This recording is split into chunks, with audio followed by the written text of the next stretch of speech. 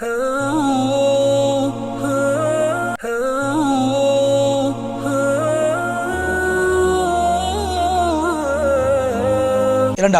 புனித மதீனா முனவ்வராவுடைய குத்பாவை ஹத்தீப் அஹ்மத் பின் அலி அல் ஹுதைஃபி ஹஃபிதஹுல்லாஹ் நிகழ்த்தியிருந்தார். குத்பாவின் தலைப்பு ஹஜ்ஜி, கடமையாக்கப்பட்ட ஹஜ்ஜும் அல்லாஹ்வுடைய அன்பின் ரஹ்மத்தின் கருணையின் வெளிப்பாடும். அல்லாஹ்வை புகழ்ந்து நபி ஸல்லல்லாஹு அலைஹி வஸல்லம் அவர்கள் ஸலவாத்து ஸலாம் சொல்லி தக்வாவை வலியுறுத்தியதன் பின்பு அல்லாஹ்வுடைய அடியார்களே, அல்லாஹ்வுடைய ரஹ்மத்தை உங்களுக்கு நான் ஞாபகப்படுத்துகிறேன், அல்லாஹ்வுடைய நிஅமத்தை உங்களுக்கு ஞாபகப்படுத்துகிறேன். அந்த நிஅமத்துக்களை யாராலும் மட்டிட முடியாது. அந்த நிஅமத்துக்களுக்கு நிச்சயமாக நீங்கள் நன்றி செலுத்த வேண்டும், அவனை ஞாபகம் செய்ய வேண்டும்.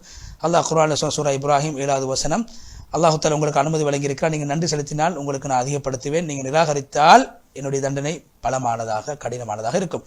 அல்லாஹ்வுடைய அடியார்களே, அல்லாஹ்வினால் மனிதர்களுக்கு வழங்கப்படக்கூடிய மிக பெரிய நன்மாராயம் என்னவென்று உங்களுக்கு தெரியுமா? அது என்னவென்றால், அல்லாஹு தஆலா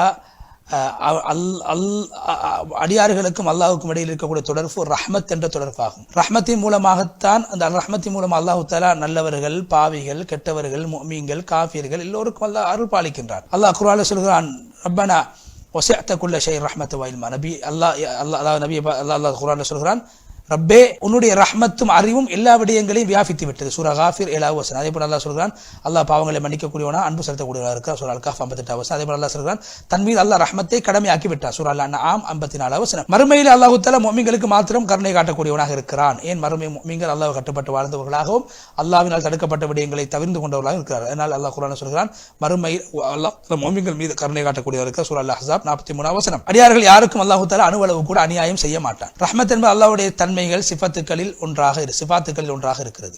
அது அல்லாஹ்வுக்கு மாத்திரம் குறிப்பானதாக இருக்கிறது. அல்லாஹ்வுக்கு தகுதியான அமைப்பில் அவனுக்கு ஒரு ரஹ்மத் இருக்கிறது. அந்த ரஹ்மத்தை எங்களால் மட்டிட முடியாது, வரையறுக்க முடியாது. அல்லாஹ் தஆலா அவனுடைய தன்மைகளுடைய அந்தரங்கங்களை அவன் மிகவும் அறிந்தவனாக இருக்கிறான். முன்னவர்களை பின்பற்றுவதில் கைர் இருக்கிறது, நூதனமான விடயங்களை பின்பற்றுவதில் ஷர் இருக்கிறது. அபூ ரலியல்லாஹு தஆலா நபி ஸல்லல்லாஹு அலைஹி வஸல்லம் சொன்னார்கள், அல்லாஹ் தஆலாவுக்கு 100 ரஹ்மத் இருக்கிறது. அதில் ஒரு ரஹ்மத்தை அல்லாஹ் மனிதர்களுக்கும் ஜின்களுக்கும் மிருகங்களுக்கும் பறவைகளுக்கும் மத்தியிலே அல்லாஹ் இறக்குகின்றான். அதன் மூலமாகத்தான் மனிதர்களும் மிருகங்களும் பறவைகளும் ஜின்களும் அவைகளுக்கு மத்தியிலே பரஸ்பரம் அன்பு காட்டிக் கொள்கின்றனர், இரக்கம் காட்டிக் கொள்கின்றனர். தன்னுடைய பிள்ளைகள், கண்டுகள், குஞ்சிகள் இரக்கம் காட்டுகின்றனர். அதே போன்று அல்லாஹ் தஆலா 99 ரஹ்மத்தை வைத்திருக்கிறான். கியாமத்துடைய நாளையில் அல்லாஹ் தன்னுடைய அடியார்களுக்கு அதன் மூலமாக ரஹ்மத் செய்வான். புகாரி முஸ்லிமில் செய்தி பதிவு செய்யப்பட்டிருக்கிறது. எனவே அல்லாஹ்வுடைய ரஹ்மத் மொத்தமாக 100 ரஹ்மத். அதில் ஒரு ரஹ்மத் தான் உலக மக்கள் பரஸ்பரம் காட்டக்கூடிய அன்பாக இருக்கிறது. மறுமையிலே அல்லாஹ் தஆலா 99 ரஹ்மத்தை வைத்திருக்கிறான் முஃமின்களுக்கு அன்பு காட்டுவதற்காக வேண்டி. இந்த உலக வாழ்க்கை ரஹ்மத், அன்பு, கருணையின் மூலமாகத்தான் மனமாகும். ரஹ்மத்தின் மூலமாகத்தான் இந்த உலகம் வாழக்கூடிய மக்கள் நிம்மதியாக சந்தோஷமாக வாழ்வார்கள். ஏழைகள், பலவீனர்கள், அநியாயம் இழைக்கப்பட்டவர்கள் அனைவரும் ரஹ்மத்தின் மூலமாக வாழ்ந்து கொண்டிருக்கிறார்கள். ரஹ்மத் இல்லை என்றால் மனிதன் வாழ்க்கையின் செழிப்பை இழந்து விடுவான். வாழ்க்கையில் கடினத்தன்மை ஏற்பட்டுவிடும், அழிவுகள், நாசங்கள் ஏற்பட்டுவிடும், கெடுதிகள் ஏற்பட்டுவிடும். அல்லாஹு தஆலா இரக்கமுள்ள ரஹ்மானாக இருக்கிறான், ரஹ்மத்தை கொண்டு வர்ணிக்கப்படக்கூடியவனாக இருக்கிறான். அல்லாஹ் குர்ஆனில் சொல்கிறான், இது குர்ஆன் தெளிவான ஞானமுள்ள குர்ஆனுடைய ஆயத்துக்களாகவும், இது ரஹ்மத்தாகவும் நேர்வழி காட்டக்கூடியதாகவும் உபகாரம் செய்யக்கூடியவர்களுக்கு ரஹ்மத்தாகவும் நேர்வழி காட்டக்கூடிய அனுப்பப்பட்டிருக்கிறது. லுக்மான் 2-3 வசனம். அதே போன்று அல்லாஹ் தஆலா சொல்கிறான், இது மனிதர்களுக்கு அகப்பார்வையாக இந்த குர்ஆன் அருளப்பட்டிருக்கிறது, நேர்வழி காட்டக்கூடியதாகவும் முஃமின்களுக்கு நம்பிக்கை கொண்டு வாழக்கூடிய முஃமின்களுக்கு கருணை காட்டக்கூடியதாக இந்த குர்ஆன் அமைந்திருக்கிறது. சூரா ஜாசியா 20வது வசனம். அல்லாஹ் தஆலா குர்ஆன் ஒவ்வொரு சூறாவையும் பிஸ்மில்லாஹிர் ரஹ்மானிர் ரஹீமை கொண்டு அல்லாஹ் ஆரம்பித்திருக்கிறான். என்ன காரணம் என்றால், அல்லாஹ்வுடைய மார்க்கம் அனைத்துமே ரஹ்மத்தாக இருக்கிறது.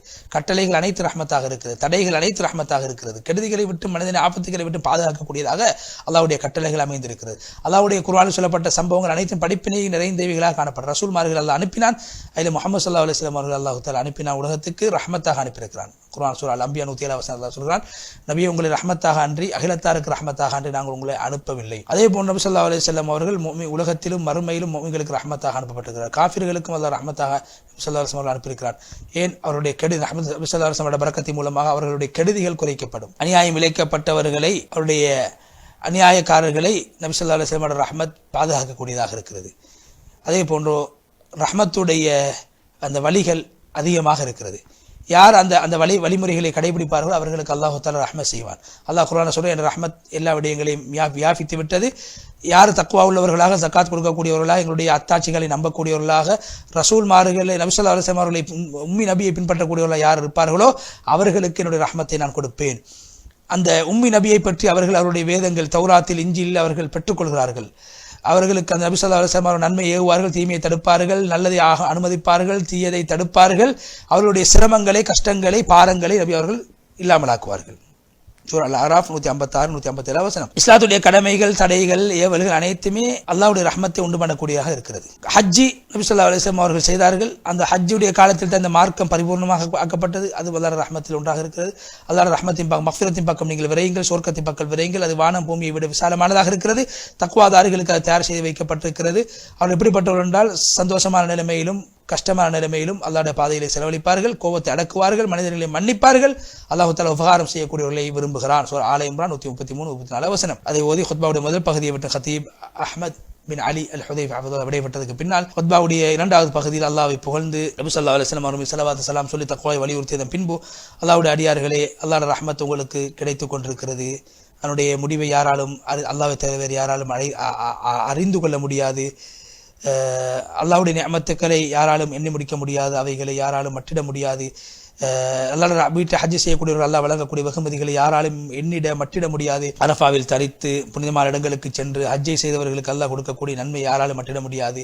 உலகத்தில் அல்லாஹ் தஆலா அடியார்களுக்கு கொடுக்கக்கூடிய நன்மைகளை, கூலிகளை, அரஃபாவுடைய நாளில் அல்லாஹ் அவர்களுக்கு வழங்கக்கூடிய நன்மைகளை யாராலும் மட்டிட முடியாது. தொழுகைகள், துஆக்கள், உதுஹியா, குர்பான் போன்ற அமல்களில் ஈடுபட்டவர்களுக்கு கொடுக்கக்கூடிய நன்மை யாரால் மட்டிட முடியாது.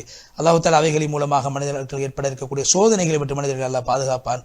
மனிதர்கள் அல்லாஹ்வுடைய மார்க்கத்தை நிறைவேற்றும் காலமெல்லாம் நலவிலே இருப்பார்கள், அல்லாஹ்வுடைய பாதுகாப்பை பெற்றுக்கொண்டே இருப்பார்கள் என்று சொல்லி, இறுதியாக நீங்கள் நல்ல அமல்களில் ஈடுபட்டீர்கள், அந்த காலம் சென்று விட்டது, அல்லாஹ்வுடைய ரஹ்மத் மஃபிரத் உங்களுக்கு கிடைக்க வேண்டும். ரமலானுடைய மாதத்துக்கு பின்னால், ஹஜ்ஜுடைய மாதத்துக்கு பின்னாலும் அல்லாஹ்வுடைய ரஹ்மத் உங்களுக்கு கிடைக்க வேண்டும். அல்லாஹ்வுடைய ரஹ்மத்தை கொண்டு அவர்கள் சென்று விட்டார்கள், அல்லாஹ்வுடைய சிறப்பை கொண்டு அவர்கள் போய்விட்டார்கள். அவர்களுக்கு எந்த ஒரு கெடுதியும் ஏற்பட மாட்டாது. அல்லாஹ்வுடைய பொருத்தத்தை அவர்கள் பின்பற்றக்கூடியவராக இருந்தால் அல்லாஹ் தஆலா மிகவும் உபகாரம் செய்யக்கூடியவனாக இருக்கிறான். சூரா ஆல இம்ரான் 174 வசனம். எனவே நீங்கள் செய்த நல்ல அமல்களை தொடர்ச்சியாக செய்து வாருங்கள், பாவங்களை கொண்டு நன்மைகளை கொள்ள வேண்டாம். அல்லாஹ் குர்ஆனில் சொல்கிறான், ஈமான் கொண்டவர்களே, அல்லாஹ்வுக்கு ரசூலுக்கு கட்டுப்படுங்கள், உங்களுடைய அமல்களை வீணாக்கிக் கொள்ள வேண்டாம். சூரா முஹம்மத் 33 வசனம். உங்களுக்காகவும் உங்களுடைய தலைவர்மார்களுக்காக, முஸ்லிம்களுக்காக நீங்கள் எப்போதும் துஆ செய்யுங்கள் என்று சொல்லி நபி ஸல்லல்லாஹு அலைஹி வஸல்லம் ஸலவாத் ஸலாம் சொல்லுங்கள் என்று வலியுறுத்தக்கூடிய திருவசனத்தை ஓதி நீண்டது ஒரு துஆவை செய்து ஹதீப் அஹ்மத் அல் ஹுதைஃபி ஹஃபிதஹுல்லாஹ் அவர்கள் முழுமையாக மதீனா முனவ்வராவுடைய ஹுத்பாவை விட்டும் விடைபெற்று சென்றார்கள். அடுத்ததாக நேயர்களுக்கு மஸ்ஜித் அக்ஸாவுடைய ஹுத்பாவை மொழிபெயர்க்க இருக்கின்றோம். அதுக்கு முன்னால் ஒரு இடைவேளை.